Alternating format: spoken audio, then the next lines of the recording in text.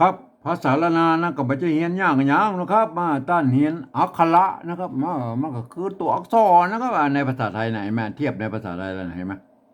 เฮียนไม้นะครับมันก็คือตัวอันสระนะครับเห็นไหมในประเทศในภาษาไทย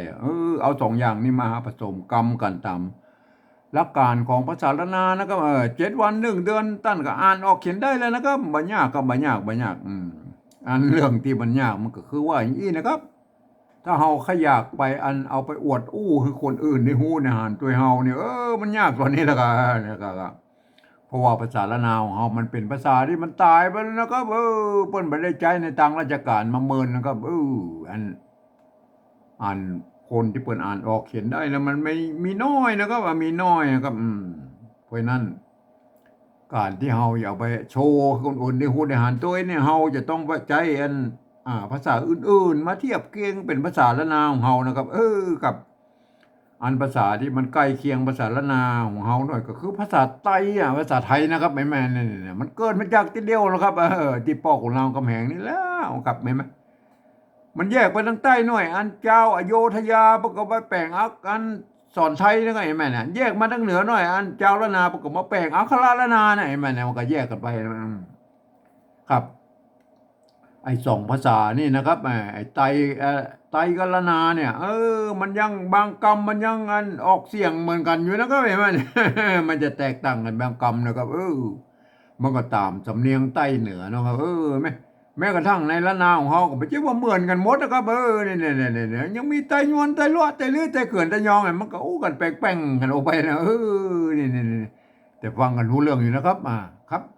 หมู่เฮาก็ฟังภาษาไทยรู้เรื่องมาแล้วเนี่ยมันก็อันเนี้ยมันเกิดมาจากที่เดียวนะภาษาเนี่ยภาษาไทยกับภาษาละนาเนี่ยเห็นไหมอ่าครับก่อนที่เฮาจะเอาภาษาไทยมาเขียนเป็นภาษาละนาของเฮาที่เปิ้นฮ้องว่าปริวัตินะครับเฮาไปกอยในโลกนี่ก่อนเป็นแยกได้กันพ้องนะครับใกล้ๆนี่เลยนะครับเวียดนามเนี่ยอันนี้เวียดนามอันเวียดนามนะเดิมทีแล้วมันใช้อักษรยึกๆยือๆเหมือนจีนนั่นนะก็ไอ้แม่เหมือน ภาษาจีนน่ะนี่แต่เนื่องอันด้วยเปิ้นมีสงครามกันลักยาวนานมานะครับตั้งแต่สมัยอันไอเดียนเบียนโฟนั่นนะลากมาถึงอันสงครามเวียดนามเหนือเวียดนามใต้เนี่ยมาแล้วกันเมื่อปีอัน2518เนี่ยครับ เพิ่นก็บ่ได้สามารถที่จะอันถ่ายทอดอันภาษาอายึกยือหมู่นั้นน่ะมาสู่รุ่นลูกรุ่นหลานรุ่นเหลนรุ่นโหลนเบิ่นแล้วก็บ่ได้เนี่ยลูกหลานเหลนโหลนเพิ่นบ่เดี๋ยวนี้เพิ่นอ่านบ่ได้เขียนบ่ได้แหละภาษายึกยือหมู่นั้นน่ะโบราณน่ะเพิ่นก็เลยหันไปเอาอักษรอาราบิกมาเขียนเป็นภาษาของเพิ่นน่ะไปใส่จุดใส่หมวกใส่ขีดใส่ม่อนสะบะสะเบ็ดที่ปัญหาได้มาเอามาใส่น่ะเพื่อให้มันได้ตามเสียงของภาษาเวียดนามมันน่ะนั่นๆไอ้จุดหมวกขีดอันนั้นอย่างหมู่นั้นน่ะมันก็คือวรรณยกนั่นแหละครับก็เพิ่นเอาแล้วแต่จะประดิษฐ์เครื่องหมายหยังมาใส่แล้วก็เนี่ยเห็นไหมอ่าเฮาไปก่อนในยุโรปแล้วครับอย่างเช่นอัน อ่าฝรั่งเศสนะครับเยอรมันเนี่ยโปแลนด์ยูเครนรัสเซียอย่างพวกนี้เนี่ยโครเอเชียหรือยุโรปตะวันออกหมดเนี่ยนี่เพิ่นจะใช้ลักษณะของการปริวัติภาษากันทั้งนั้นนะครับเนี่ยเพิ่นจะยืมเอาอักษรอาราบิกนะไปเขียนเป็นภาษาของเพิ่นนะครับแล้วไปใส่จุดป้องส่องจุดก็ยังมีนะบางทีก็หมวกก็มีหมวกปิ้นหมวกโครเอเชียเนี่ยมันง่ายขึ้นนะครับเห็นไหม หมวกเวียดนามเนี่ยมันปิดกรุ๊ปหุ้มลงเนี่ยมันปิ้นไปคนละลายเนี่ยนี่มันก็แล้วแต่ไผจะประดิษฐ์เครื่องหมายยังมาใส่นะครับเพื่อมันเป็นสัญลักษณ์ว่ามันเป็นอันคำนี้มันอ่านอย่างอ่านอย่างยี่ออกเสียงยี่นะอย่างเงี้ยนะให้มันเป็นอย่างนั้นลักษณะของปริวัติภาษานะครับเอาไปก่อนในอังกฤษแล้วครับนี่ไปทำลายนึงแล้วนี่เพิ่นจะเอาอักษรอาหรับิกไปเขียนเป็นภาษาของเพิ่นแบบล้นๆเนี่ยแล้วก็แต่เพิ่นก็บอกว่านะครับอันคือผ่านเสียงไปเลยนะครับได้ตามบริบทเลยนะครับเห็นไหมเนี่ยคำเดียวน่ะเป็นประโยคกันคำถามน่ะในประโยคคำถามมันก็เสียงแบบเนี่ยเป็นประโยคธรรมดาก็เสียงแบบเนี่ยมันเป็นไอ้ลักษณะของภาษาอังกฤษไอ้มันเป็นยี่ก็เหมือนภาษาละนาหอยุคต้นๆนะครับอันเพิ่นบ่มีอันไม่เอกไม่โทก็คือไม่เหาะไม่ขอจ้างนั่นแหละไงแม่เนี่ยๆก็พันกันได้หลายๆเสียงเหมือนกันเนี่ยอันนี้เป็นลักษณะของภาษานะครับครับ ก่อนที่เราจะเอาภาษาไทยเนี่ยมาสะกดเขียนเป็นภาษาละนาเฮานะครับเราควรจะมีอ่านหมู่เฮาเจ้าละนาควรจะมีหลักอย่างยึดก่อนนะครับว่าที่เฮามันเป็นศูนย์กลางของเจ้าละนาของเฮานะครับเนี่ย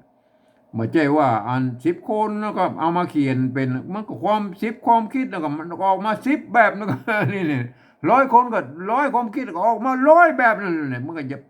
แตกกันไปใหญ่นะครับเห็นไหมเนี่ยโอเคนะครับผมเองนี่ผมใช้หลักการของสภาวัฒนธรรมมหาวิทยาลัยเชียงใหม่นะเพิ่นตกลงกันไว้เมื่อปลายปี28แล้วก็เพิ่นตกลงกันไว้ว่าอย่างนี้นะครับอ่า การที่เอาภาษาไทยเนี่ยมาสะกดเขียนเป็นภาษาละนาอันหรือที่เพิ่นเฮาว่าปริวัตินั่นนะครับเห็นไหม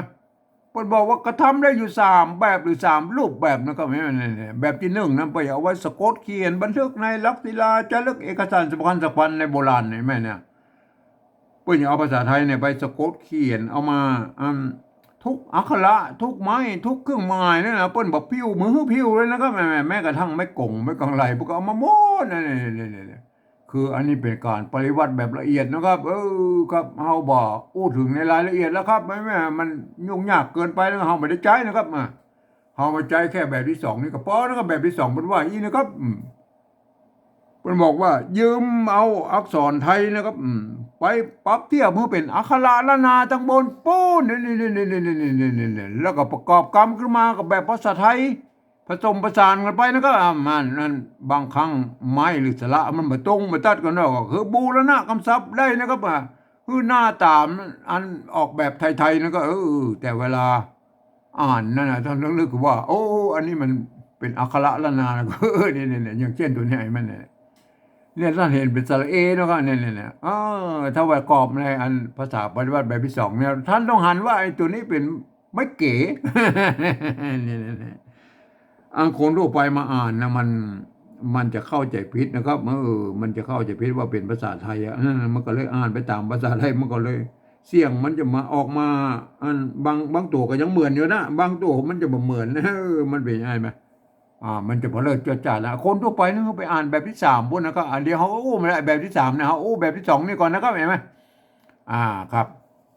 แบบที่2นี่ก่อนแล้วก็อันนี้แหละอันนี้เนี่ยเล็กนะครับเล็กตัวละใช่ไหมตัวละไม้เก๋ไม้เก๋ตัวละตัวละก็ห่อรอนะก็ห่อรอนะพุ่นก็ตัวหะตัวละใช่ไหมก็ห่อรอนะเล็กทีนี้มันมีไม้ซัดกับไม้กาเนี่ยได้เนี่ยเนี่ยเล็กนะเพิ่นอ่านว่าเล็กใช่ไหมเฮาไปคอยอันภาษาโบราณก่อนนะก่อนที่เฮาจะปฏิวัติเฮาไปคอยอันโบราณก่อนเนี่ยอันภาษาเก้าเง่าของโบราณเลยเนี่ยขี้เปลือกนะครับเนี่ยเปลือกอันถ้าไปออกทางยองกับเปิกนะครับเปิกมันถ้าเป็นออกทางทั่วไปก็อ่านว่าเปลือกนะครับเปลือกขี้เนี่ยเมื่อสมัยนั้นมันมีไม้ยอไม้ซัดนะไม้ก่อจ้างในแม่เนี่ยมีไม้ซัดแล้วมีนี่ไม้ซัดไม้ก่อจ้างมันมีก็สมัยนั้นไม้ยอไม้ก่อจ้างมีขี้นะอ่านว่าขี้มันเสียงโทเนี่ยพิเศษโทเมืองเลยว่าขี้เล็กนะเล็กมันเล็กออกเสียงชัดวาเล็กมันเนี่ยอันไม่เกตัวละอันตัวกะสะกดเนี่ยมันถ้าตัวกะสะกดมันออกว่าเหล็กนะครับเหล็กมันออกเสียงเอกพวกไอ้ซัดใส่ไม่ซัดเข้าไปเนี่ยก็คือมันกดเสียงมาเป็นเล็กนะครับเป็นเล็กแล้วเพิ่นจะมาเอาตัวกะนี่มาไว้ตัวข้างลุ่มนี่แหละครับเนี่ยไม้อยู่หน้านะครับตัวสระอันอยู่ตั้งลุ่มเนี่ยครับก็เนื่องด้วยว่าไอ้ตัวละนี่มันซ้อนกันแล้วนะครับถ้าเอาตัวกะมาซ้อนทั้งรูปนี่มันจะเติกไม่กี่ตรงนี้นั่นไม่กี่นั่นอยู่ทั้งรูปนี่แถวบรรทัดเนี่ยมันจะเติกกันให้มามันก็พวกก็เลยอนุโลมเอาไว้ทางบนนี่เล็กมาเนี่ยมาโอเคแล้วก็เอาไปดูกันอันนี้เนี่ยโบราณแล้วก็มันเนี่ยอันตัวละนะครับตัวละไอ้มันเนี่ยตัวละอันนี้ตัวละไอ้มันเอาเนี่ยรับมือเนี่ยเอาเนี่ยรับมือเนี่ยตัวละไอ้มันเนี่ยเพื่อนเอาตัวสะกดไปไว้ตรงบนพูดนะก็ไม้อยู่บนนี่ไม้อยู่บนกับไม้อันนี้ไม้สัตว์ทำหน้าที่เป็นไม้พัดนะตะกี้ไม้เกยอยู่ตรงหน้าเนาะก็ไม้อยู่ตรงหน้าไม้อยู่ตรงบนเนี่ยเพื่อนจะเอาสละไว้อยู่ตรงลุ่มนะก็พอดีมันตัวละเนี่ยเพื่อนอนุโลมนะก็ไหมมันถ้ามันเอามาไว้อันตัวบะมาไว้ตรงลุ่มเนี่ยมันจะเติกไม่กี่เนี่ยตรงลุ่มเนี่ยมันก็ เติกอันยุ่งมันดูแบบก็เลยอนุโลมไปไว้ทางบนปุ้นเนี่ยตัวละนะครับ มันก็จะมีตัวละตัววะตัวงะนะครับเห็นไหมเนี่ยมันตัวเนี้ยมูเนี่ยมันอนุโลมไปไว้ทางบนนะครับเห็นไหมเนี่ยเปิ้นอนุโลมไปไว้ทางบนปุ้นแล้วก็เห็นไหมครับถ้าเป็นอันถ้าเป็นตัวนะก็ตัวมะนะครับมาหาไปก่อนแล้วก็เป็นตัวนะก็ตัวมะเนี่ยอันตัวนะเนี่ยถ้าเป็นตัวนะก็ตัวมะเห็นไหมเนี่ยเห็นไหมน้ำแม่มันตัวนาเนี่ยไม่กำตัวนาเนี่ยมันไม่มีไม่กายนี่แหละมีไม่กังวลนี่เป็นไม่กำนะครับอ่านว่าน้ำนะครับน้ำหรือน้ำนะครับอันนี้หม้อ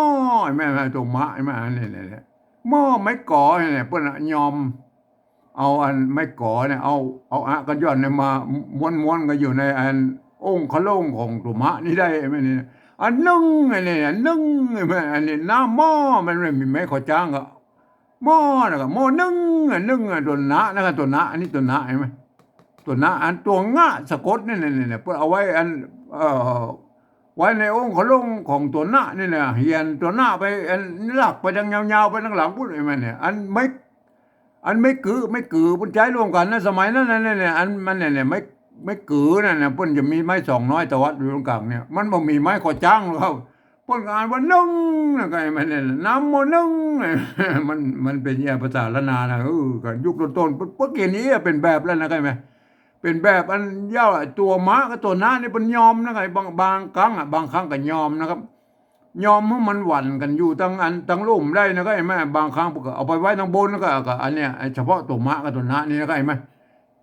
สำหรับอันตัวอั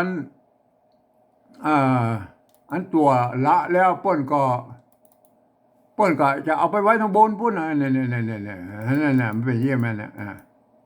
อันเล็กใช่ไหมเล็กใช่ไหมไม้อยู่หน้าจริงความจริงตัวกะมันต้องอยู่ทั้งลมเนี่ยมันเติกไม่กี่ใช่ไหมทั้งลมเนี่ยพวกเอาไว้ทั้งบนพวกเนี่ยอันนี้อนุโลมนะครับเปิ้นอนุโลมต่ำมันอันนี้มันเป็นเฮาก็ดูอันโบราณเปิ้นเป็นตัวอย่างนะครับเปิ้นอย่างอี้เฮาก็เวลาปัจจุบันเฮาก็เก่งกันอย่างอี้เลยมันไม่ใช่ว่าตามกฎกติกาเสมอไปนะไม้อยู่หน้าไม้อยู่บนเนี่ยตัวสระอยู่ตรงลุ่มเนี่ยมันเป็นกฎของโบราณเนี่ยยังก็เปลือกเนี่ยไหมเปลือกเนี่ยเนี่ยมันตัวสะกดแล้วมันไว้อยู่ลุ่มใช่ไหมเนี่ยมันเป็นยังไงมั้ยแต่อันกรณีนี้เปิ้นเปิ้นอนุโลมฮื้อไปไว้ทางบนได้มั้ยมันก็ท่านก็เข้าใจไว้นะเฮาดูตัวต่อไปแล้วก็อันเนี้ยไอ้เล็กแล้วนะครับอันนี้เล็กใช่มั้ยบางครั้งพวกก็เขียนกันนี่มั้ยเนี่ยเล็กน่ะมันก็เขียนกันได้หลายแบบแล้วก็ใช่มั้ยเนี่ยมันเป็นยังไงขี้เนี่ยมันแบบมีไม้ขอจ้างก็อ่านว่าขี้เล็กนั่นก็ขี้เล็กใช่ไหมออกเสียงจรวาเล็กนะเลยตัวกะมันหายไปไหนแล้วครับมีไหม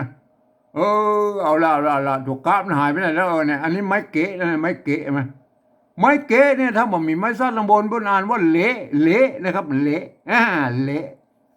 อันไม้ซัดตำบลนี่มันตอนนี้มันเป็นไม้กักนะครับแตนตัวกะอยู่ทั้งลุ่มไอ้ตัวข้างๆนี่นะหรือทั้งลุ่มนี่ก็แล้วแต่มามันเปิ้นก็เอาไม้ซัดแตนเนี่ยมันเหมือนมันเติกไม่กี่เนี่ยพอเอาไม้ซัดแตนนะมันเละเลยนะครับมาถ้าผมมีบนเอาถ้าใส่ตุกะมันเล็กนึกไหมมันเล็กเลยมันเละก็เล็กเนี่ยมันอันนี้มันคือแบบอย่างของอันนั้นมันเนี่ยเละแล้วก็เละอันใส่สะกดด้วยตุกะมันเล็กนึกเนี่ยมันเป็นยังไงอันเละมันเสียงจัตวาอยู่นะครับใส่ตุกะมันก็เล็กนึกไหมเล็กเป็นเสียงจัตวาเนี่ยมันเป็นยังไงอันนี้คือหลักการเขียนอันของภาษาโบราณมันก็เป็นคำว่าเล็กเนี่ยก็เขียนก็ได้หลายๆแบบนะครับท่านก็ไป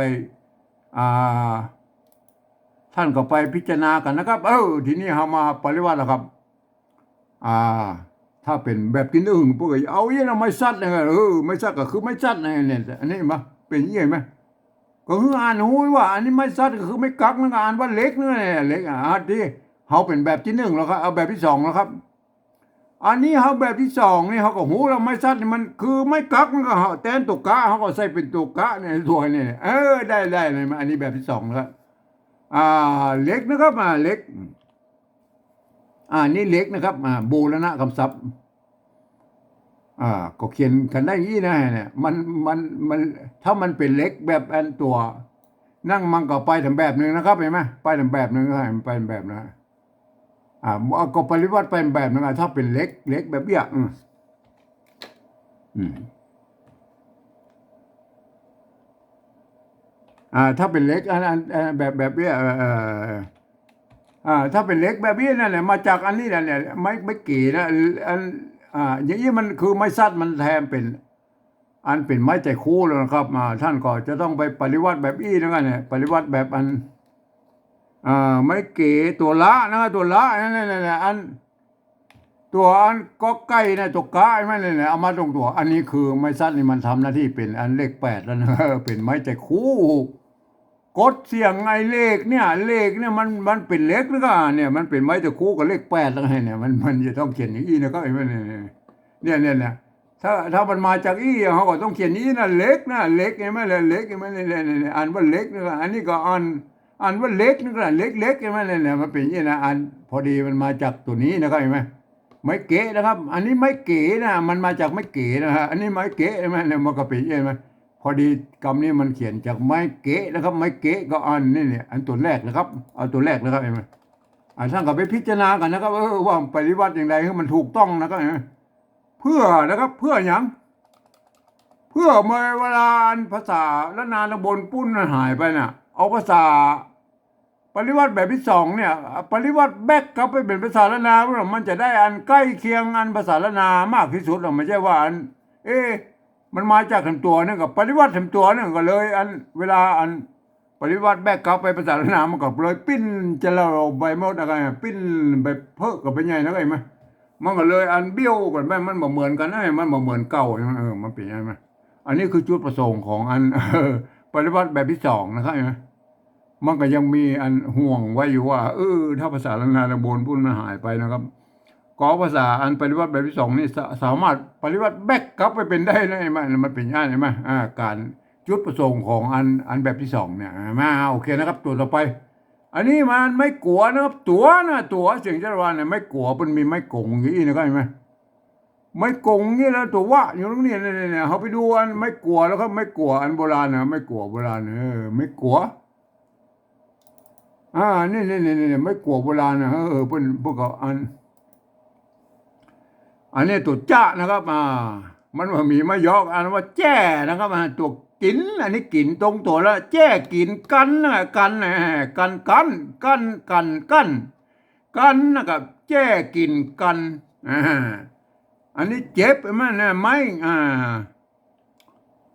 เปิ้นก็อันไม่เก๋แล้วมันอันนี้พวกอ่านว่าเจ็บแล้วนะครับอ่านว่าเจ็บมาเนี่ยพวกก็ผันสมัยนั้นพวกก็บ่เน้นอย่างนั้นครับความจริงมันต้องไม่เก๋แล้วครับไหม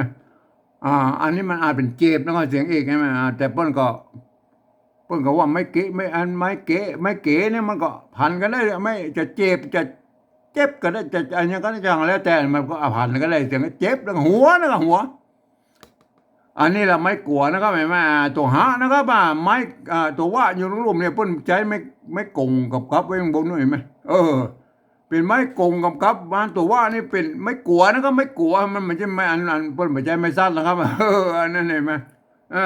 ไม่สั้นมันทำหน้าที่เป็นไม้หานอากาศนะครับมันคนละอันไม้นะกับคนละสระนะครับเห็นไหมอันนี้ไม่กลัวเห็นไหมหัวเอาแล้วก็เอาเห็นไหมเอาเอาถั่วนะครับถั่วถึงไม่มาถั่วถึงไม่มาถั่วเนี่ยไม่กลัวใช่ไหมถั่วมันเสมือนว่ามีมะยอกอ่านว่าถั่วนะก็ถั่วถึงแม่มันเบ๋ใช่ไหมหัวนะเจ็บหัวเอาถั่วถึงนะเอาหัวไม่กลัวนะครับมาไม่กลัวอันนี้คือไม่กลัวนะครับไม่กลัวใช่ไหมไม่กลัวตอนที่มันมีเนี่ยตอนที่มันมีไอ้ตัวสะกดไม่กลัวนะไอ้ปัวแล้วก็อันนี้ก็ มีตัวดาสะกดมันออกเสียงเอกปวดปวดจะคิวเนี่ยปวดจะคิวคือตะคิวนะครับปวดจะคิวใช่ไหมปวดใช่ไหมเนี่ยปวดจะตัดไม่กังมนไม่กงออกนะใช่ไหมเนี่ยไม่กลัวไม่กลัวนะมันเป็นยี่นะไม่กลัวนะก็เขาก็ไปดูแล้วก็ไม่กลัวเขาหูแล้วนะเนี่ยไม่กลัวนะใช่ไหมถ้าเป็นแบบที่หนึ่งเปิ้นจะเอาไม่กงนี่มาตัวนะครับแล้วเอาตัววะนะครับมาเอาแบบที่สองเนี่ยเขาก็บูนะคำศัพท์นะครับมันเป็นสระอัวไทยนะไงเนี่ยเป็นสระอัวไทยก็อันไม่พัดนี่ละไม่หาพัดนี่นะไอ้มันเนี่ยตัวนะอ่านว่าตัวไม่ใช่ตัวนะอ่านว่าตัวนะไหมบางเนี่ย คนที่คนทั่วไปมาอ่านว่าตัวเลเลเหลกะตัว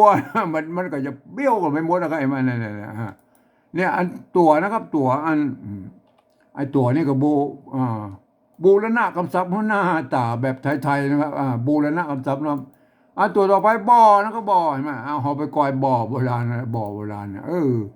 อันบ่อโบราณเมื่อเขียนกันได้ยี่นะเนี่ยบ่ออันเนี่ยฮะเอาโบราณเก้าเงาอะไรอะไรไปเลยเนี่ยคำว่าบ่อของโบราณน่ะบิเก้าเนี่ยบิเก้าเก้าเพิ่นมีอันไม้เก่าเพิ่นมีไม้ซัดอยู่นี่มันก็เสมือนว่ามีไม้ขอจ้างแล้วก็บิแล้วก็เสียงจัดว่าเก้าบิเก้าบิเก้าก็อันหักควันเก้ามันน่ะบิเก้าลิ้นปองลิ้นมันไม่มีไม้ขอจ้างอ่านว่าลิ้นนะครับอันนี้ปองนะแสงสะมันเนี่ยมันอ่านปองได้ป้องป้องได้นะเห็นไหมแต่กรณีมันว่าอ่านว่าเป็นบิเกาลิ้นปองปากใช่ไหมอันนี้น่าจะเป็นปากนะครับเนี่ยปากบ่อได้ลิ้นใกล้ลิ้นใกล้ใกล้บ่อได้ลิ้นใกล้ลิ้นปองนะใช่ไหมบ่อได้บ่อคำว่าบ่อเนี่ยความจริงมันมาจากไม้ก่ออย่างอี้นั่นนี่ไม้ก่ออยู่ในลุ่มนี่ไหมไอ้ปอเนี่ยมันมีไม้กังมนอยู่อันอากันย้อนอยู่เนี่ยไหมอันนี้ก็เหมือนกันใช่ไหมถ้าบนเขียนเป็นอย่างนั้นน่ะมันก็จะไปเนี่ยเอาอากันย้อนใส่นี่นะเป็นมันก็จะไปตรงกับบ่อน้ำบ่อหินเนี่ยอย่างบุญว่าพวกก็เลยกายอันกำนี้มันเป็นตัวพิเศษเลยไอ้บ่อเนี่ยมันจะอ่านบ่บังนะครับเนี่ยบ่อนะก็บ่อใช่ไหมอ่านว่าบ่อนะมันเป็นอันนี้มันเป็นตัวอันที่เพิ่นเขียนมาตั้งแต่ยุคโบราณยุคต้นๆแล้วนะครับแบบโบราณล้านนาภาษาล้านนายุคต้นๆเลยนะก็เห็นไหมเนี่ยรุ่นนั้นยังบ่มีไม้เยาะไม้ขอจ้างเตื้อเนี่ยมันเป็นอันพัฒนามาจากภาษาบาลีนะครับอักษรบาลีเนี่ยเอาอักษรบาลีมาเขียนเป็นภาษาชาวบ้านนะมันเป็นอายุต้นๆมาเขียนกันนี่นะบ่อได้เนี่ยบ่อได้ลิ้นใกล้ลิ้นปองนะโอเคนะครับคำว่าบ่อมันเป็นอย่างนี้นะเห็นไหมทีนี้เราก็ไปดูอันบ่อของเราแล้วครับถ้าเป็นแบบที่หนึ่งเนี่ยไปเอาไม้กางโมลมาใส่นะครับก็มีเขาเอาแบบที่สองเนี่ยเขาก็บูรณะคำศัพท์นะครับบูรณะคำศัพท์มันเป็นบ่อไทยๆหน่อยก็เอาไม้เอกมาใส่เนี่ยไม้เอกใช่ไหมบ่อเนี่ยได้แล้วอันนี้บูรณะคำศัพท์นะอันนี้บ่อกับบูรณะคำศัพท์นะครับมันเป็นบ่อไทยๆนั่นนะครับเป็นแม่บ่อนะครับบ่อตัวต่อไปมันตัวข้าหางยาวนะอันไม่โกะลูกก็คือเนี่ยอันไม่โกะลูกก็คือไม่กงเห็นไหมไม่กงนี่คือไม่โกะทำเป็นหน้าที่เป็นไม่โกะลูกอะไรมาเนี่ยก็สะกดด้วยตัวมะอ่านว่าคมนะอ่านว่าคมเห็นไหมตัวมะคมเห็นไหมถ้าเป็นแบบที่หนึ่งไปเอาอันไม่กงมาตัวแล้วก็เอาแบบที่สองนะเอาเต้าอี้นะเห็นไหมเอาเต้าอี้นะก็เอาเต้าอี้เขาไปดูอันไม่กงวะนะก็ไม่กงไม่กงไม่กงเนี่ยไม่กงใช่ไหมเอาไปดูนะอันโบราณพวกเขาเขียนไว้เป็นอันเป็นตัวอย่างแล้วเนี่ยอันนี้ตัวละนะครับไม้กาไม้ซัดอยู่ตรงบนนี่มันก็เสมือนว่าเป็นไม้กักนะครับมันอ่านถ้าไทยก็รากนะครับอันเมืองก็หากนะมันตัวละนี่มันใช้ร่วมกันนะครับเห็นไหมไทยและนามมันใช้ร่วมกันแล้วมันเขียนเหมือนกันแต่อ่านออกเสียงต่างกันไม่ได้นะครับตัวละตัวรอเนี่ยอ่านว่าอันไทยรากนะครับอันเมืองหากแล้วก็หากอันนี้เราตัวสะใช่ไหมไม่กงอยู่ตรงบนตัวมะเนี่ยมันก็คือไม่โกะรูปอ่านว่าสมก็ได้อ่านว่าส้มก็ได้อ่านว่าส้มก็ได้ก่อนนี้อ่านว่าเสมือนว่ามีไม้ขอจังอ่านหากส้มนะก็หากส้มหากส้มเนี่ยตัวสะนะเป็นหากส้มอันนี้เราตัวมะใช่ไหมตัวมะไม้กาไม้สัตว์นี่มันแทนไม้กักนะมันเป็นไม้กักนะแต่ตัวกะอยู่ลุ่มเอามากนาวนั่นแหละตัวนาก็มาสะกดด้วยตัวว่านาวนั่นแหละมากนาวฝนนั่นแหละฝนนั่นแหละก็มันสมใช่ไหมอันนี้มันสะกดด้วยหน้าฝนใช่ไหมฝนใช่ไหมฝนเจ้าเป็นปอมกินตาหายเนี่ยเละมันเป็นใช่ไหมเนี่ยฝนเนี่ยฝนกับส้มเนี่ยมันก็คือไม่โกะรูปก็เป็นอันเนี่ยไม่กงเนี่ยไม่กงเนี่ยคือไม่โกะรูปนะมันจะอ่านส้มก็ได้อ่านเนี่ยฝนใช่ไหมส้มกับฝนใช่ไหมเขาไปดูตัวต่อไปแล้วเนี่ยถ้ามันเป็นยี่มันเนี่ย กำว่าเนี่ยอันนี้เนี่ยพริกเนี่ยก็พริกขิงหอมบดใช่ไหมบดใช่ไหมเนี่ยตัวบะใช่ไหมสะกดด้วยตัวดะใช่ไหมเนี่ยสะกดด้วยดะบดด้วยกันเนี่ยบดใช่ไหมเจ๋งจัตวาบดใช่ไหมด้วยนี่มันกันใช่ไหมด้วยนี่มันเป็นอันภาษาที่มันใช้ร่วมกันภาษาไทยภาษาละนานะก็ใช่ไหมด้วยผู้อย่างพวกเนี้ยมันเคยเปิดใจร่วมกันแล้วก็มาประกอบเขียนได้แหละด้วยไม่ใช่ภาษาไทยนะก็ไอ้ด้วยกับผู้เนี่ยด้วยกันใส่เกลือเนี่ยก็ว่าไปนั่นแหละบดนะบดด้วยกันนะบดเอาพริกขิงหอมนะบดตัวกันนะบดด้วยกันนะมันไปโจยกันแล้วก็บดด้วยกันนี่มันเนี่ยบดด้วยกันใส่เกลือเนี่ยอันนี้เป็นด้วยเนี่ยมันเป็นอันพูดใจร่วมกันตั้งโบราณมันแล้วก็บดใช่ไหมอันไม่กงใช่ไหมทำหน้าที่เป็นไม่โกงทีนี้เขาก็หูเลยนะก็อันนี้หูแล้วอันนี้อันนี่แหละอันนี้ก็คือไม่โกะลดโลภไม่กงนะไม่กงคือไม่โกะลดโลภนะครับคมแล้วก็คมได้ละคมนะอันนี้ก็เขาบอกเอาไม่กงมาด้วยแล้วก็เขาเอาเต้าอี้แล้วก็หน้าตาแบบไทยๆหน่อยนะก็คมนะอ่านว่าคมเนี่ยเป็นอันนี้เป็นบูรณะคำศัพท์มาทั้งหมดใน4 ตัวได้ไหมเล็กตัวบอกคมแล้วก็คมแหมคมนี่มันเขาบอกไม่กงมาคือบูรณะคำศัพท์อันตัวต่อไปแล้วก็อูนะก็อูอานะก็อูอาเห็นไหมอันอูอาเนี่ยอันตัวอูเนี่ยมันเป็นสระของอันภาษาบาลีนะครับอาอีอูเอโอนะครับอูนะตัวอูเนี่ยมาใส่ไม่กาเข้าไปเป็นอ่านว่าเอาเนี่ยอูอาน่ะอูอาอ่านว่าเอาเนี่ยมันเปิ้นปัจจัยไม่เก่านะเปิ้นใจเอาเนี่ยเปิ้นใจตัวนี้ไหมอูอามันเปียมันเป็นภาษาโบราณมันแล้วก็เปิ้นก็ใจมาแล้วก็เอาไปก่อยอันโบราณเขานำปัจจัยว่ามาสร้างกันขึ้นมาใหม่แล้วก็มาอันตัวอันเนี่ยเอาเนี่ยไหมมันได้สร้างกันมาใหม่นั่นแหละอูอาเนี่ยป้นก็เขียนกันมานะอูอาเนี่ยป้นอ่านว่าเอานะก็เอาเห็นไหมอันนี้ไม่เกี่ยวนะมันสะกดตัวว่ามันก็เสมือนว่ามีไม้ย่อแล้วอ่านว่าเกี่ยวนะก็เกี่ยวเห็นไหมอ่านเกี่ยวก็ได้อ่านเกี่ยวก็ได้อ่านเกี่ยวก็ได้กรณีนี้อ่านว่าเกี่ยวนะเอาเกี่ยวน้อยมันเดี๋ยวเสมือนมันมีไม่ขอจ้างละจะอ่านน้อยก็ได้อ่านน้อยก็อ่านน้อยก็ได้ตอนนี้อ่านมันน้อยเอาเกี่ยวน้อยเกี่ยวหลวงเนี่ยหลวงเพิ่นเอาตัวว่าไปไว้ทางบนพุ่นเห็นไหมถ้าเอาตัวว่ามันไว้ทางรูปนี่นะเนี่ยมันจะเติกไม่กี้นี่มันเติกไม่กี้เนี่ยมาโอ้ตะกี้ไอ้ตัวละหน่อยไหมพวกเราเอาไว้ทางบนพุ่นเนี่ยมันเป็นยังไงอันเจ้าไต้เขินเพิ่นเอาตัวว่ามาลุ่มตัวง่าเนี่ยเอาตัวง่าไว้ทางบนมันเนี่ยมันก็สุดแล้วแต่ไหนมาใช่ไหมถ้าเขาเขียนตามลักษณะแต่ไม่กลัวนะมาไม่กลัวมันจะต้องมีไม่กงอยู่ข้างบนนี่แหละตัวว่ามันต้องอยู่ตรงรูปนะไอ้หลัวอันทีนี้มันมาเตอร์กับไอ้ไม่กี่นี่นะครับพวกแล้วเป็นหลวงอะไรไหมเป็นหลวงพวกเลยเอาอันพวกก็เก่งกันอย่างอี้นะอันโบราณยุคต้นๆเนี่ยมันเอาตัวว่าไปไว้ตรงบนปูนเนี่ยมันเป็นใช่ไหมอันหลวงเนี่ยหลวงเยี่ยวหมูนะเยี่ยวหมูใช่ไหมเนี่ยเขาจะมาดูตัวเอานี่ไม่ได้นะก็พิจารณากันไปหลายตัวนะอันนี้คือภาษาโบราณนะครับยุคต้นพวกเขียนกันอย่างนี้แล้วก็ท่านก็ไปอ่านกันเอาเองนะก็ไม่เอาอูอาเนี่ยอันนี้เพิ่นมีตั้งแต่โบราณแล้วนะก็ไม่ใช่มาประดิษฐ์กันขึ้นสร้างมาใหม่แล้วก็ท่านหูว่าเอาแล้วครับทีนี้เขาก็โบราณคำศัพท์เขาเป็นเอาไทยแล้วก็หน้าตาแบบไทยๆนะก็ก็อย่างนี้นะเอาใช่ไหมเห็นไหมอันนี้บูรณะคำศัพท์แล้วนะก็แบบไทยๆนะเอาใช่ไหมอันนี้เอานะอันตัวต่อไปอันไม่ไก่ตัวป้าใช่ไหมเนี่ยตัวป้าตัวปอเนี่ยในภาษาละนาเนี่ยมันมี2 ตัวนะตัวป้ากับตัวป้านะตัวป้าแปลว่าสอนสูงนะตัวป้าแปลว่าสอนต่ำใช่ไหมเสียงสามัญนี่มันใช่ตัวป้านะครับไปนะไม่ใช่ไผ่นะไงไปอันนี้เปิ้นยืมตัวพอพานมาเป็นตัวป้านี่นะครับมันบ่มีก็ภาษาไทยมันมีตัวปอมันมี2 ตัวมันมีตัวเดียวนะตัวปอปานะเขาก็หมูเนี่ยได้ก็เอายืมตัวพอพานมาเป็นตัวป้านะครับอ่านว่าไปแล้วก็ไม่ใช่ไผ่นะเห็นไหมอ่านว่าไปนะอ่านว่าไปแล้วก็อันนั้นไปอันนี้ตัวสะอันเห็นไหมไม่กี้ไม่ย่อสักตัวสะกดตัวไม่กี้เนี่ยตัวว่าอันนี้ตัวสะกดแล้วนะก็มันอยู่ตรงลมนะซิวอันนี้ก็มาตรงตัวแล้วนะอันนี้เราไม้นะก็ไม้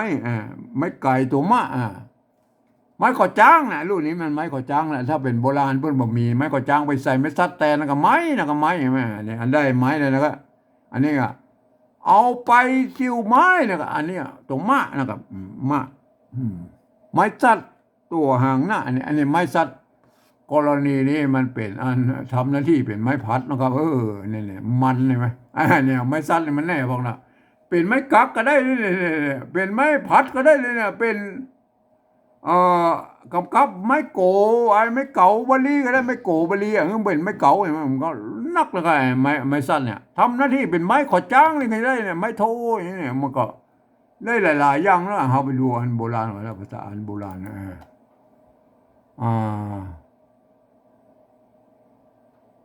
ไม้สั้นนะครับมันมีก็มันเนี่ยไม้สั้นนะครับมานี่ทำหน้าที่เป็นอันโอเคแล้วครับนะถ้าโอเคแล้วก็ถ้าผมมีก็เป็นอย่างนั้นมันทำหน้าที่เป็นไม้พัดแล้วนะครับไม้พัดสะกดด้วยนะมันแล้วก็มันเนี่ยอันนี้เนี่ยทำหน้าที่เป็นไม้พัดแล้วก็มันเนี่ยอันนี้เราตัวจ้านะครับไม้กาตัวจ้าก็เพิ่นยืมตัวช้างนะแม่ตัวจอเนี่ยในภาษาอันละนาบมี2ตัวจ้ากับตัวจ้าใช่ไหมเนี่ยไม่เป็นใช่ไหมอันตัวจ้านี่เป็นอักษรต่ำนะจ้างเนี่ยมันเสียงโทปกติมันใจตัวจ้านะไม่เยอะไม่กาตัวหังอ่ะเนี่ยสะกดจะรู้รูปนี่แม่จ้างนะแม่จ้างเนี่ยอ่อนแล้วก็ไม่ก่ออ่อนเนี่ยอ่อนตัวนั่นแหละความจริงมันเป็นไม่ก่อแล้วก็มาอันไม่เยอะตัวก็รูปนี่อันเนี่ยถ้าเป็นแบบที่1เนี่ยพวกก็อัน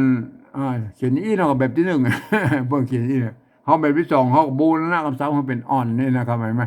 อ่อนใช่ไหมเขาไปดูไม่ก่อโบราณเขาเรียกไม่ก่ออันไม่ก่อเนี่ยบริเขียนอีแล้วเนี่ยไม่ก่อมันอันนี้ก็คือไม่ก่อก็คือดูตะกี้อะไรมาลิ้นไม่ก่อก็คืออันนี้เนี่ยไส้เกลือป้อเนี่ยตัวไม่ก่อไอ้ป้ออันว่าป้อตัดสะหน่อยกินหายอย่างเงี้ยป้อน่ะไม่ก่อพวกอย่างมีไม้กล่องมนอยู่ดังอันแล้วก็ควบด้วยอันตัวกันย่อนอยู่ตรงลุ่มนี่ไหมเนี่ยเพราะถ้ามีตัวสะกดแล้วไหมตะบนเนี่ยไหมพวกตัดไม้กล่องบนนี่ออกไหมเนี่ยมีตัวงะสะกดแล้วเป็นอันว่าปองเนี่ยบิเกาลิ้นปองเห็นไหมปองอันนี้ปอเห็นไหมปอปองเห็นไหมเนี่ยมันเป็นยังไงเพื่อจะตัดไม้กางมนออกนะไงไหมอันเขาไปดูตัวต่อไปแล้วกันเนี่ยคำว่าอ่อนตะกี้นะอ่อนตะกี้ไหมเนี่ยเดือนไฟเนี่ยเดือนเนี่ยเดือนเห็นไหมไม้อันกรณีนี้มันเป็นไม้เกลือนะครับสะกดด้วยนะไอ้ไม้เกลือก็ไม่เกลือนะตะกอนอันเปิ้นใจร่วมกันแล้วก็ไม่เกลือนะอันนี้อันไม่ไม่เกลือนะครับไอ้มาสะกดด้วยตัวหน้าทั้งบนพวกเขาเขียนเป็นตัวละแต่น่ะเดือนไฟแม่ลูกอ่อนน่ะลูกลูกนี่แม่ลูกอันไม่สัตว์นี่ทำหน้าที่เป็นตัวกะได้ไหมเป็นไม้กักนะทำหน้าที่เป็นไม้ตัวกะไว้ทั้งร่มนี่แหละลูกอ่อนได้ไหมอันนี้อ่อนนี่ไหมมันจากไม้ก่อแล้วก็ไม้ก่อนั่นก็แล้วก็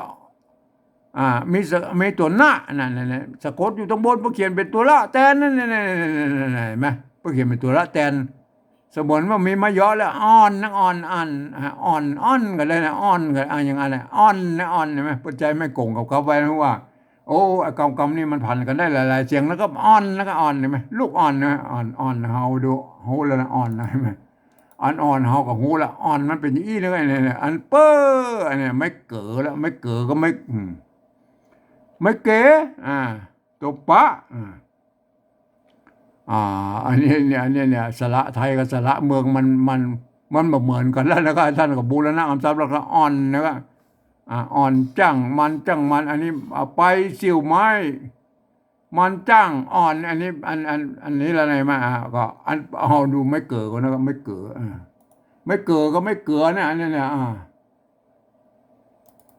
เนี่ยมันมาจากนี้นะครับไม่เกิดก็ไม่เกิดนะใช่ไหมไม่เกิดก็ไม่เกิดมันเนี่ยไม่เกิดก็ไม่เกิดนะโบราณเรื่องมันใจร่วมกันนั่นเนี่ยมันออกไปทางยองหน่อยนะผีนะครับอันเนี้ยอ่านเสือก็ได้อ่านเสือก็ได้อ่านเสือก็ได้หรืออ่านถ้าเป็นยองเนี่ยไอ้ผีไอ้เสือนะครับผีเสืออย่างก็ว่าไปนะผีเสืออย่างผีเสือนะเสือมันเป็นสระไปเห็นไหมถ้าทั่วไปแล้วเปิ้นก็จะอ่านว่าผีเสื้อนะครับผีเสื้อหลวงเนี่ยมันหลวงตัวนี้เปิ้นอย่างนี้นะ ผีเสื้อหลวงนะก็เนี่ยถ้วยน้อยนึ่งตวงนี่มันเนี่ยพวกไอ้อ่านกันตามอันนี้แบบสมัยนั้นมันไม่เยอะไม่ขอจ้างแล้วก็อ่านว่าผีเสื้อแล้วก็อันนี้เป็นไม่เกือนะครับเสื้อหลวงเห็นไหมเสื้อเหลืองเอาไปดูตัวเราไปแล้วก็ดูตัวไปแล้วมาเนี่ยอันนี้มันตะกี้น่ะไอเดือนไฟแม่ลูกอ่อนน่ะเนี่ยเห็นไหมเดือนน่ะเดือนไฟแม่ลูกอ่อนตะกี้น่ะไอเดือนนี่มันเดือนน่ะอันที่ทำเป็นไม่เกลือละเห็นไหมอันนี้ไม่เกลือนะก็อันตะกี้ก็ไม่เกลือนะผีเสื้อนะก็อันนี้ก็ไม่เกลือนะครับสะกดด้วยตัวหน้าข้างบนนี่เนี่ยพอเขียนตัวละแต่อ่านว่าเดือนไฟแม่ลูกอ่อนน่ะเดือนน่ะไม่อันไหนเขาไปดูตัวไปแล้วไอตัวนี้มันทำหน้าที่เป็น ไม่เก๋ใช่ไหมเนี่ยมันเป็นไม่เก๋ใช่ไหมน้ำพึ่งเนี่ยเป็นใช่ไหมเนี่ยเอาน้ำพึ่งนะก็พึ่งนะพึ่งใช่ไหมพึ่งนะมันไม่เก๋นะไม่เผลอนะก็เผลอมันเผลอนะก็มาใส่ตรงอ่ะมันเผิงมามันสมัยมันไม่มีไม่เยอะมาขอจังอ่านว่าเผิงเลยอ่านเพิงเลยอ่านเพิงเป็นน้ำเพิงมันอันนี้เป็นสระเลยน้ำเพิงน้ำอ้อยพริกขิงหอมบดด้วยกันเนี่ยมันเป็นน้ำอ้อยพริกขิงบดด้วยกันหอมเห็นไหมเพิงเนาะเพิงไม่เกิดนะก็ไม่เกิดเห็นไหมเขาไปดูตัวระบายมันไม่เกิดนะไม่ใช่ว่ามีตัวเดียวนั่นเนี่ยห้างเย็นเนี่ยแม่ตัวละแม่สะกดตัวงะประเดี๋ยวนี้มันถ้าไทยก็ร่างเย็นนะครับอันเมืองก็ห้างเย็นน่ะเย็นน่ะตัวยะนะครับเย็นงาจ้างนอแฮดเข้าเข้าเยิงนะเยิงไงแม่เยิงไงเยิงไงตัวอันนี้เนี่ยมันเป็นไม่เกิดนะครับเยิงเยิงไม่ใช่เยืองนะครับมันเยิงแล้วเขาเยิงนะเยิงไงมันเป็นไม่เกิดนะเนี่ยก็แยกกันนะถูกนะไม่เกิดก็ไม่เกิดนะครับปัจจัยร่วมกันนะเนี่ยอันนี้เอาหูเราเป็นอันไม่เกิดนะก็ไม่เกิดเป้อนะก็ว่าทีนี้เราก็ถ้าเป็นแบบที่หนึ่งพวกก็จะเอาอย่างนี้นะก็เนี่ยแบบที่หนึ่งเนอะพวกก็เขียนกันมาอย่างนี้เนี่ยเป้อเนี่ยเป้อเห็นไหมทีนี้เฮาอันนี้มันเป็นแบบที่สองนะเฮาบูรณะเป็นสระไทยนะกันเนี่ยมันไม่ใช่สระนะครับมันเป็นสระไทยนะครับเฮากับบูรณะคำศัพท์นะครับมันเป็นสระไทยนะครับเฮามันเป็นอันสระไทยนะสระไทยเปิ้นบ่มีไม่กี่อย่างนี้นะก็อันนี้เนี่ยอันไม่ขอจ้างนะก็คือไม่โทรเนี่ยมันปกตินะเป้อเนี่ยเป้อเสียงโทรพิเศษแล้วนั่นอันที่อันภาษาอันแบบที่สามนะเปิ้นกำอู้เนี่ยเปิ้นเขียนมาแล้วไอ้เสียงโทรเนี่ยเป้อเนี่ยมาได้แล้วนะอันนี้บูรณะคำศัพท์นะครับอันตัวต่อไปแล้วก็อ่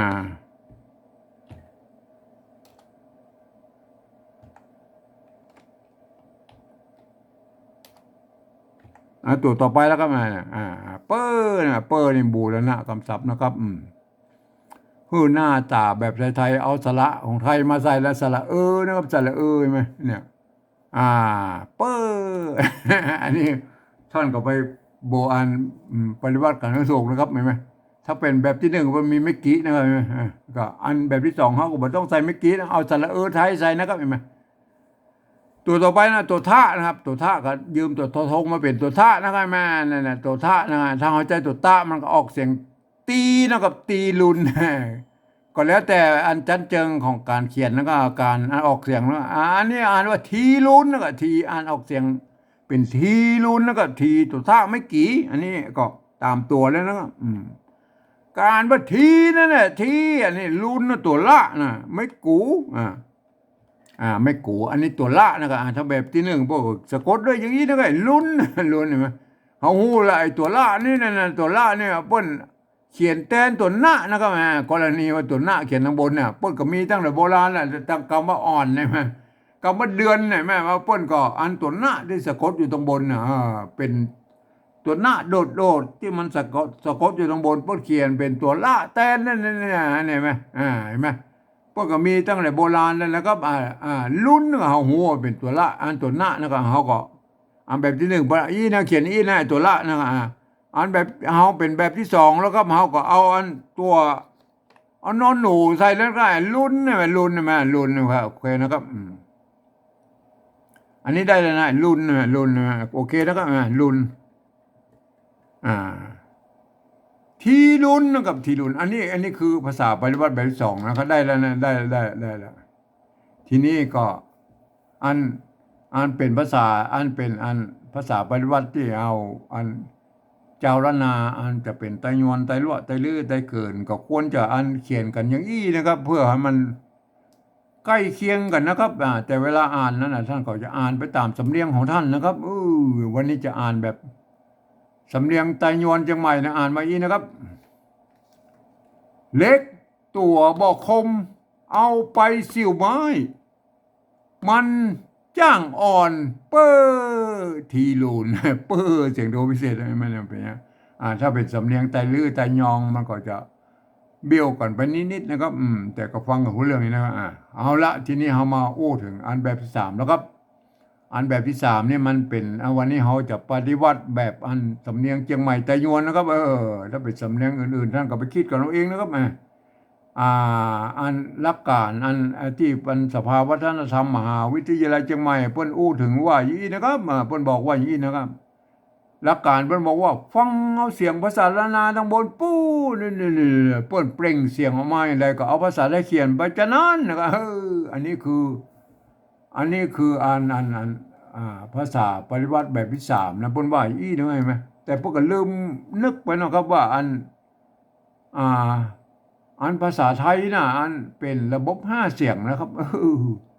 อันภาษาละนามันเป็นระบบ6เสียงนะครับมันจะเอามาเขียน5เสียงมาเขียน6เสียงมันได้เสียงบ่ครบนะครับเห็นไหมอันโดยเฉพาะอันเสียงโทพิเศษโทเมืองนะเพิ่นบ่มีนะครับในเสียงนี่เห็นไหมนี่เพิ่นก็เลยบ่สร้างวรรณยุกต์มาฮื้อนะครับเพิ่นออกได้แค่เสียงโทปกตินะครับเห็นไหมเนี่ยมันโทพิเศษโทเมืองงอมันบ่ได้ออกไปได้นะครับเพราะนั้นเราก็จะต้องใช้การหลักการของการปฏิวัติแบบภาษาเวียดนามแล้วก็ไปใส่จุดใส่หมวกใส่ขีดอย่างมุสบะสเบนนะครับเห็นไหมผมเองก็เอาแค่จุดแล้วก็ประดับไว้อันเสียงโทพิเศษนั่นนะอันที่มันเพื่อเขียนมาได้นะอย่างเปอร์เนี่ยผมเอาจุดประดับไว้เนี่ยเปอร์มันก็จะทำเมื่อมันตัวอื่นเฮาก็ปฏิวัติไปตามนั้นนะครับเฮาบ่ต้องไปบ่ต้องไปเปลี่ยนแปลงอย่างเพิ่นนักนะครับก็ว่าไปเป็นตัวแล้วก็วันนี้เราไปดูเป็นตัวนะก็กำถึงเสียงโทพิเศษเนี่ยเขาอุ้มกำแล้วก็ตัวต่อไปนะครับอันนั้นนะตัวแรกนี่แหละครับภาษาละนาเนี่ยเขารับตาก็ได้นะเขาเปิ้นเขาฟังนะครับเปิ้นออกเสียงว่าเล็กนะครับเล็กเล็กเล็กไหลนะเล็กเห็นไหมขี้เล็กไหลอย่างมุ้นเนี่ยเล็กนะครับไหมอันนี้เปิ้นออกเสียงว่าเล็กนะครับอันนี้ตัวนี้เนาะอันแบบที่สองพวกกันเล็กนั่นก็เอาเล็กไทยใส่แล้วก็เอาแบบพอทั้งบนไปละเอาเล็กไทยใส่แล้วก็เล็กเล็กเขาเขียนให้ได้นะครับเล็กเอาเล็กไทยใส่แล้วก็อันนี้ประนามไว้เลยนะไทยภาษาไทยประนามว่าเล็กนะครับเล็กเสียงเอกนะมันบัดเล็กครับเนี่ยเด้เนี่ยมันบัดเล็กเนี่ยเด้เนี่ยมันเนี่ยเด้มันเล็กมันเล็กเนี่ยเด้ก็โหแล้วเอามันเหล็กมันเหล็กว่าอันนี้มันเหล็กนะครับเหล็กภาษาไทยมันเหล็กนะก็เสียงสั้นๆหน่อยอันออกว่าเสียงเอกนะก็เสียงสั้นๆหน่อยเหล็กนะก็เหล็กใช่ไหมเหล็กเหล็กไหลเหล็กขี้เหล็กไหลมันเหล็กนะครับมันเหล็กเหมือนมันเป็นเหล็กเลยก็ใส่ไม่จัดว่าป่ะเนี่ยได้อันนี้มันเป็นเหล็กแล้วนะเห็นไหมเล็กใช่ไหมมันก็บอกว่ามันจะผิดหลักการของอันภาษาไทยอย่างกับไปจ้างแล้วเขาบอก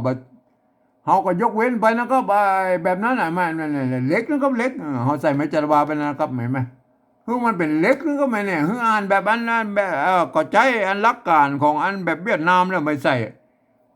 จุดใส่หมวกใส่ขีดอยู่สบายเขาก็ยืมมาอันไม้จารวาเพื่อมาใส่ไปได้เนี่ยเขาก็ปฏิวัติในแนวทางของเวียดนามนะคือมันอ่านว่าเล็กนะครับตามสำเนียงของไตยวนเชียงใหม่นะก็อ่านว่าเล็กนะก็อ่านสำนวนอันไตลื้อนะครับหรือไตยองมันก็จะแป้งเอาไว้นะครับเห็นไหมอันเนี่ยคำว่าเล็กเสียงจัตวาเนี่ยอันไตลื้อตังลำปางปุ่นออกเสียงเป็นจัตวาต้นเป็นจัตวาก็จริงนะลำปางแป้นั่นไม่เอาวันไหนไหมต้นมันเป็นเสียงจัตวาแล้วก็ปลายมันม้วนเสียงขึ้นไปเสียงอันตีบนนั้นแบบสั้นๆนวลๆนั่นเล็ก เล็กเล็ก มันเล็ก มันเล็กนะครับอันต้นมันเป็นเสียงจัตวานั่นแหละเพิ่นออกเสียงอันนี้นะมันแล้วก็ปลายมันก็ม้วนไปเสียงตีพวกนั้นน่ะใกล้ๆเสียงตีพวกนั้นน่ะแล้วก็เห็นไหมแล้วก็เสียงสั้นๆห้วนๆนั่นเล็กเล็กเล็กเล็ก มันเล็ก อันนี้เนี่ยมันเป็นเสียงจัตวาของอันภาษาไตลื้อนะไงไหมแต่ถ้าเป็นไตยวนเชียงใหม่เปิ้นออกเสียงยาวๆนะอันเล็กนะเล็กใช่ไหมมันเล็กยาวๆอันเล็กเสียงจัตวายาวๆเล็กเล็กใช่ไหมมันเป็นยังไงเนี่ยอันนี้ก็คือสำเนียงของแต่และสำเนียงมันออกเสียงบ่เหมือนกันนะครับออกมันก็อยู่กันมาเมินนั่นแล้วก็มันก็เป็นอย่างนี้มันก็ออกก็แล้วแต่แล้วก็ฟังเอานะครับอันนี้แบบเชียงใหม่นะอันว่าเล็กนั่นก็เล็กใช่ไหมอันนี้ตัวต่อไปแล้วก็อันภาษาละนามันออกว่าเสียงตัวนะครับตัวนะอันนี้เหรอตัวนี้ประกาศว่าตัวนะตัวมันตัวตาไม่กลัวนะไง มันเป็นยังไงทีนี้เอาตัวใช้เสร็จแล้วก็ตัวตัวไทยใส่แล้วก็อันนี้เป็นออกเสียงไว้เลยเป็นอ่านว่าตัวเสียงสามัญเนี่ยอะไรมาเนี่ยได้แล้วก็เอานั่นมันตัวเสียงจันวาก็เนี่ยใส่ไม่จันวาเนี่ยตัวมันเนี่ยอันเนี่ยไอตัวเสียงจันวาเนี่ยเงาเนี่ยอันไตลื้อมันตัว มันตัว เล็กตัว มันตัวมันเป็นอย่างนั้นมันสำเนียงมันก็มันอย่างนี้มานั่นโบราณน่ะยื้อเนี่ยได้แล้วก็ตัวนะตัวเสียงอันเล็กตัวนะ เล็กตัว เล็กตัวอันไตลื้อไปออกจากนี้หน่อยก็สุดแล้วแต่แล้วก็มันเป็นอย่างนี้เราก็เล็กตัวนะอันนี้บ่อันตัวต่อไปมันบ่นะครับบ่อันตัวนี่ก็ปริวัตินะครับถ้าเป็นแบบอันที่สองนี่เปิ้นฮ้องว่าอันบูรณะกำซับแล้วก็เนี่ยไปมาอันแบบที่สามนี่ฮ้องว่าปริวัติน่ะตามแนวทางของเวียดนามน่ะเปิ้นเอาอย่างนี้ไงเล็กตัวนะเล็กตัวอันตัวต่อไปแล้วบ่นะก็บ่อันนี้อันตัวนี้เหรอบ่เอาบ่ไทยเสร็จแล้วนะเฮาบ่พอแล้วบ่เฮาบ่ไปพอตำบลไว้ละบ่ไทยบ่เขียนได้ยินมันเต้ากัน ก็แล้วไปนะให้เต้าอะไรมั้ยไอ้บ่นี่มันเต้ากันนะครับเห็นไหมตัวต่อไปนะคมนะก็คมอันนี้ตัวหน้าค่ะอ่านว่าคมนะก็อันนี้ตัวต่อไปอันแบบที่สองนี่ประกาศอ่านว่าคมนะก็เฮาบ่พอทั้งบนบ่ละเอาคมไทยใส่นะก็คมปุ่นใจคอควายเขียนนะไอ้คมเนี่ยเนี่ยไอ้คม เนี่ยมันเป็นยังไงนะท่านไอ้คมนี่นะครับมันก็คือมันบ่เหมือนทางบนพุ่นนะครับเฮาก็หมายเพิ่นน้อยอันนี้ก็คืออันเขียนให้ได้ตามเสียงของภาษาอันไทยทางบนภาษาละนาทางบนว่ามันเขียนบ่เหมือนคมน่ะเล็กตัวบ่คมแล้วก็เล็กตัวบ่คมตัวต่อไปแล้วก็เอาแล้วก็เอาอันนี้เพิ่นอ่านว่าเอานะภาษาละนาน่ะอันนี้ก็แบบที่สองก็เอาแล้วก็เอาไทยใส่แล้วก็เอาอันนี้เอาไทยพวกก็เขียนได้เลยมั้ยมันก็เต่าอะไรมาเต่าแล้วไปแล้วก็ไอ้เต่าเขียนได้บอกกับเอานี่มันเขียนได้เต่ากันก็แล้วไปแล้วก็แต้วไปตัวต่อไปนะครับตัวต่อไปภาษาละนาเพิ่นออกไปแล้วก็ไปอะไรมั้ยเพิ่นออกเสียงสามัญไปนั่นไปไปเสียงสามัญไปไปมันเป็นใส่เรือไปมันก็ขึ้นไปมันก็ไอ้เล็กเนี่ยไปไหนมันเป็นมันสำเนียงมันเลยแต่ก็ว่ากันไปแล้วก็ไปนะอันนี้ก็ไปแบบไตยวนเชียงใหม่นะอ่านว่าไปนะไปมั้ยเฮาเอาไปใส่แล้วครับเฮาบ่ไปพอทั้งบนนะอันเนี่ยเปิ้นเอาปลาเขียนนะไปเนี่ยมันเป็นแม่เนี่ยไอ้ไปเนี่ยแม่เนี่ยอันไหนมั้ยไอ้ไปนี่ก็เขียนได้เหมือนกันนะแต่มันบ่เหมือนทั้งบนพุ่นเฮาก็หมายไว้หน่อยนะโอเคนะอันนี้หมายให้ดูไปได้แล้วก็เวลาเขียนกันท่านก็บ่ต้องไปหมายอย่างนี้นะก็เห็นมั้ยอันนี้แสดงให้ดูไปได้ว่ามันแตกต่างกันทั้งบนพุ่นก็เอาไปนะครับอันนี้เนาะตัวเราไปซิวนะครับซิวอันนี้ก็ซิวนะเฮาบ่พอทั้งบนเอาซิวไทยใส่นะครับซิวสะกดไปตามภาษาไทยเลยซิวเต้ากันซิวก็แล้วไปแล้วก็ซิวอันนี้เนาะตัวต่อไปไม้นะครับอันนี้ก็ไม้นะเอาไม้ไทยใส่แล้วไม้ไม้มันเขียนได้หลายซิวไม้ไหนมั้ยเอาไปซิวไม้เนี่ยมันก็ยังว่านั่นแหละมันบางกรรมมันภาษาไทยภาษาละนามันก็ เกิดมาจากที่เดียวกันแล้วก็มันก็สำเนียงบางคำอย่างซิ่วไม้เนี่ยมันก็ออกเสียงเหมือนกันไอ้ซิ่วไม้แม่นมาเอาไปซิ่วไม้เนี่ยมันเอาไปซิ่วไม้มันออกสำเนียงมันใกล้เคียงกันเหมือนกันแล้วก็ไปแม่เอาไปซิ่วไม้เนี่ยเห็นไหมตัวเราไปมันนะก็มันเนี่ยมันออกเสียงว่ามันอันนี้เราอันก็มันนะก็เอามันไทยใส่แล้วก็มันเอามันภาษาเอาแบบพอน้ำบนแล้วสะกดเขียนเอามันไทยใส่เลยอันนี้ก็มันเลยไหมมันมันอันนี้ก็มันแล้วก็มามันอันตัวต่อไปแล้วก็ตัวต่อไปจ้างแล้วก็อันนี้เนี่ยตัวนี้ละอะไรตัวนี้ละตัวจ้านะครับแม่อ่านว่าจ้างนะจ้างจ้างเสียงโทปกติจ้างเนี่ยอันนี้หรออันตัวนี้มันก็ตัวจ้านะครับอ่านว่าจ้างทีนี้ไอ้จ้างเนี่ยมันท่านต้องเอาจอจานเขียนแล้วก็จอจานเขียนแล้วก็ไอ้จ้างจ้างมันยังไงนะเห็นไหมเอาไปสะกดเรื่อยๆสะกดดูเลยนะบางคนก็เขียนเต้าอี้ไหมเนี่ยบางคนก็เขียนเต้าอี้ไหมเนี่ยก็คือไปเปิ้ลเอาขี้ตู้เอานั้นเอาเปิ้ลเนี่ยเอาไปเปลี่ยนเอาเสียงโทปกติไปเป็นเสียงโทพิเศษแล้วเปิ้ลมาเขียนตัวนี้มันก็เลยต้องเอาอันไม่เอกใส่ก็เป็นจ้างนะมันจ้างคอจ้างไอ้นี่มันจ้างคอจ้างไอ้อย่างมั่วจ้างคอมันยอกมันเป็นยังไงไอ้จ้างคอเอาไปสะกดแล้วนะสะกดจ้างเสียงสมานนะเอาแบบภาษาไทยเลยนะครับภาษาไทยอันนี้เอาไปพอน้ำบนแล้วเอาจ้างนะใส่ไม่เอกจ้างครับ มันจ้างเสียงเอกนะเห็นไหม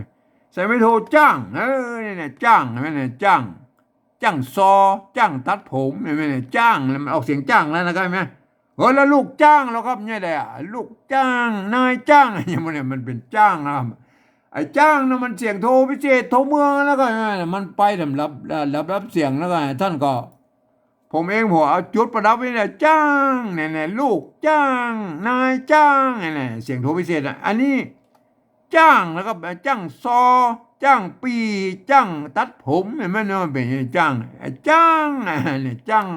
ลูกจ้างนายจ้างเนี่ยจ้างไปนั่นไปนี่มันเป็นใช่ไหมก็จ้างนะถ้าเราใส่ไม่ตีแล้วก็จ้างเห็นไหมใส่ไม่ตีมันจ้างเห็นไหมจ้างใส่ไม่ตีมันจ้างเห็นไหมเสียงตีเห็นไหมจ้างจ้างตัวเริ่มไอ้จ้างนะมันจะช้างนะไทยมันออกช้างเมืองมันออกจ้างอะไรใส่ไม่จัตวาแล้วจ้างเห็นไหมจ้างแจ๊ดแพทน้ำปลาใส่น้ำปลาให้หน่อยมันจ้างแจ๊ดแพทมันเป็นจ้างใช่ไหมไอ้จ้างเสียงสมานใส่ไม่เอกจ้างนะจ้างเสียงเอกนะก็เสียงเอกใส่ไม่โทจ้างเนี่ยได้อะไรไหมจ้างอันนี้ก็อ่านว่าจ้างเห็นไหมพวกอ่านว่าจ้างเสียงโทเนี่ยโทปกติจ้างอันนี้ก็จ้างมันจ้างโอเคนะครับเข้าใจนะครับเข้าใจนะถ้ามันจุดมันเป็นเสียงโทพิเศษนะครับอันนี้คือแบบฉบับของกินสิงเคนะครับก็เขียนกันนี้นะมาเอาตามมันภาษาอะไรพวกเขียนได้หรอภาษาอะไรพวกเขียนได้ของพระมงยุ่งตอนนั้นอันเสียงโทพิเศษนั่นน่ะเดี๋ยวก็อุ้งก็ไอ้เปิ้ลเนี่ยมาเอาตัวเราไปอ่อนนะก็อ่อนนะมั้ยอ่อนนะจ้างนี่กับบูรณะคำศัพท์เลยไหมอันนี้ไม่ใช่บูรณะปริวัติเสียงนะครับมันได้ตามอันภาษาอันล้านนาทั้งหมดพูดจ้างนะจ้างอ่อนแล้วก็อ่อนไม่อ่อนตัวนี้อ่อนแล้วก็อ่อนใช่ไหมเอาอ่อนไทยใส่แล้วก็อ่อนละอ่อนละอ่อ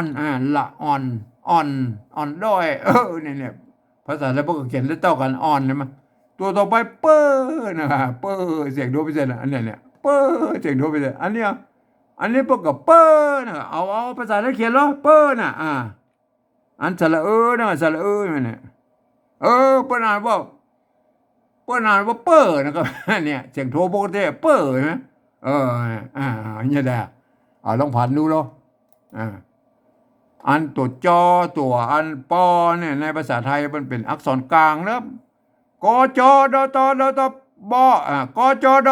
ตบปนะครับเห็นไหมเปิ้นเป็นอักษรกลางแล้วผันเล็กกว่าเสียงแล้วมันไม่สระเนี่ยพวกผันเล็กกว่าเสียงไอ้เปิ้ลเสียงสมานใช่ไหมใส่ไม่เปิ้ลใส่ไม่โทเปิ้ลนะเสียงโทปกติเปิ้นเขียนแล้วละเอียดเปิ้ลไอ้เปิ้ลนะเปิ้นเขียนมาได้แล้วครับเห็นไหมถ้าเปิ้ลอ่านบางคนก็เอาเปิ้ลนั่นไปเป็นเปิ้ลมันก็เขียนเลยไอ้จางเนี่ยก็เลยเป็นจางคำนี้มันก็เลยกลายเป็นใส่ไม่เองนะจางใช่ไหมมันเป็นใช่ไหม มันก็เลยซับซ้อนกันไปหมดนะครับผมเขียนเอาตามเสียงเลยนะครับมันจ้างอ่อนไอ้เปอร์อันนี้เปอร์นะครับเปอร์ก็ใส่จุดไปในเสียงโทพิเศษโทเมืองเลยไหมเนี่ยใส่จุดไปเปอร์เนี่ยวัดประเสียงบนห้องว่าเสียงตีเพี้ยนนะครับไปใจตัวเอียงนะใครมาก็จะห้องว่าตีเพี้ยนหรือโทเมืองโทพิเศษอย่างกระจ้างมันก็คือระหว่างเสียงโทปกติไปถึงเสียงตีนะมาอยู่กึ่งกลางนั้นนะอันมาก็แล้วแต่นะเนี่ยเปอร์นะครับอันนี้เปอร์ได้แล้วนะเสียงจุดอันใช่อันไม่ตีแล้วก็เปอร์มันทันแล้วก็เสียงแล้วเห็นไหมเปอร์เปอร์เนี่ยเปอร์เสียงตีนะอันใช่ไม่อันใช่ไม่จะว่าเปอร์เปอร์เห็นไหมได้ก็เสียงนะผ่านแบบผมเนี่ยไอ้เปอร์เนี่ยเปอร์มันเสียงโทพิเศษก็เอาจุดไปเลยใส่จุดไปเปอร์หน่อยมานะอันตัวต่อไปแล้วก็อันเนี่ยทีนะก็ทีอันนี้ก็ทีนะก็เอาห้องบ่พอตำบลเอาทีใช่นะเขาไปเอาตัวทอทหารเขียนไอ้ทีมาไอ้เนี่ยไอ้ทีส่วนใหญ่แล้วเปิดจะนิยมก็เอาทอทหารเขียนแล้วก็เห็นไหมอันเปอร์นี่บูรณอันปริวัตินะครับไอ้ทีกับปูนะทีกับไอ้ทีเนี่ยเปิดเอาทอทหารเขียนไอ้ทีนี่ก็อันเอาเขียนแบบอันมันได้ตามเสียงของภาษาไทยพวกนั้นมันเปลี่ยนมันตัวเราไปลุ้นใช่ไหมอันนี้ลุ้นใช่ไหมลุ้นใช่ไหมอันนี้ก็เอาลุ้นไทยเสร็จแล้วก็ลุ้นพวกก็เขียนละเอียดลุ้นใช่ไหมทีลุ้นใช่ไหมนั่นเป็นใช่ไหมนะได้แล้วนะครับแบบภาษาปริวัติแบบที่3นะครับเห็นไหมก็เขียนก็ได้ยี่ไหมอันนี้นะครับอันนี้คืออันเขียนแบบสำเนียงเชียงใหม่แต่โยนแล้วก็ถ้าท่านจะเป็นอันฝรั่งมันก็ลุกที่ไหนมาแล้วก็มาอ่านภาษาปริวัติแบบที่3นี่นะท่านก็อ่านไปแต่ตามหลักการของภาษาไทยเกือบทุกประการเกือบนะครับมันยกเว้นอยู่ว่ากรรมที่มีจุดนี่คือออกเสียงโทพิเศษแล้วก็โทเมืองให้มันเป็นใช่ไหมอันกรรมที่มันมีไม้จัตวาอีกคือออกเป็นเสียงจัตวาแล้วก็เป็นใช่ไหมอันกรรมที่เป็นอยเป็นพยัญชนะต้นคืออ่านออกเป็นเสียงยอยักษ์ไทยนะมันวันนี้มันมีก็โอเคนะก็เอากรรมที่เป็นยอยักษ์ตัวเดียวคืออ่านเป็นพยัญชนะต้นคืออ่านเป็นยอยักษ์แบบละนาตัวเนี้ยนะครับมันเป็นอะไรไหมถ้าท่านหูหลักการนี้แล้วท่านอ่านออกมานี่จะได้สำเนียงเชียงใหม่แต่ยวนไปเลยนะครับอ่านว่าอย่างนี้นะครับเห็นไหม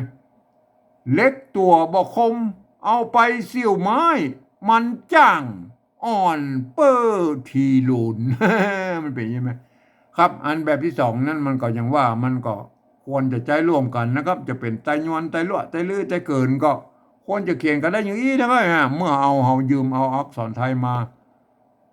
ปรับเทียบเมื่อเป็นอักขระละนาแล้วมันก็ควรก็เขียนได้ยี่นะครับแต่เวลาอ่านนั่นนะท่านจะต้องอ่านไปตามสำเนียงของท่านนะครับวันนี้จะอ่านแบบสำเนียงเชียงใหม่ไตยวนนะครับอ่านไว้ยี่นะครับเล็กตัวบอกคมเอาไปเสี่ยวไม้มันจ้างอ่อนเปอร์ทีลุนอันนี้ก็สำเนียงเชียงใหม่ไตยวนนะครับเห็นไหมครับภาษาละนาทางบนพูดส่วนใหญ่แล้วพวกก็เขียนกันได้ยี่ได้เนี่ยส่วนใหญ่ก็ยกเว้นเป็นบางตัวที่มันเขียนได้หลายแบบนะก็อย่างเช่นก็ว่าเล็กเนี่ย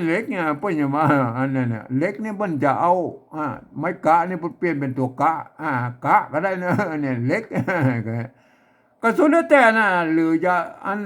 เอาอันเขียนเป็นเอาไม้เกะเอาไม้ซัดนี่เป็นไม้กะอันก็อ่านว่าเล็กเหมือนกันก็สุดแล้วแต่ผมก็แสดงให้ดูแล้วว่าอันโบราณพวกเขียนกันได้หลายอย่างนะครับท่านก็ไปพิจารณากันนะครับไอ้บ่อเนี่ยคำว่าบ่อเนี่ยบางที่พวกไอ้ใส่ไม่เยอะมันตัวแล้วก็สุดแล้วแต่นะครับจะใส่บ่ใส่มันก็บ่อเหมือนกันนะครับไอ้เล็กบ่อเนี่ยอันตัวอื่นก็น่าจะเหมือนกันแล้วก็ไอ้เห็นไหมแม่มันก็เหมือนกันนะไอ้แม่เนี่ยมันก็เป็นอย่างนี้นะครับไอ้แม่ก็เพิ่นก็อ่านกันได้นะครับแต่วันนี้จะอ่านแบบสำเนียงไตโยไตยวนจะไม่นะก็อ่านไว้อย่างนี้นะครับเล็กตัวบ่คมเอาไปเสี่ยวไม้มันจ้างอ่อนเปอร์ทีลุนอันนี้สำเนียงเชียงใหม่ไตยวนนะครับครับ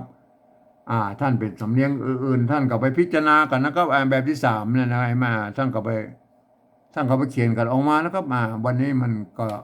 อย่างว่ามันเขียนแบบสำเนียงไตเชียงใหม่ไตยวนนะครับก็เขียนกันได้ยี่นะครับครับวันนี้ผมก็ขอบรรยายเพียงแค่นี้นะครับ